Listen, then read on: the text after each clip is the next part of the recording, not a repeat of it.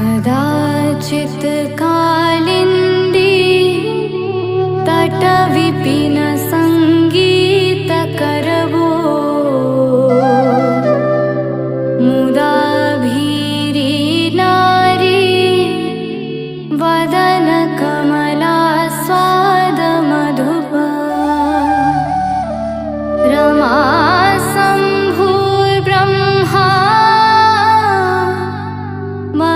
पति गणेशार्चितपदो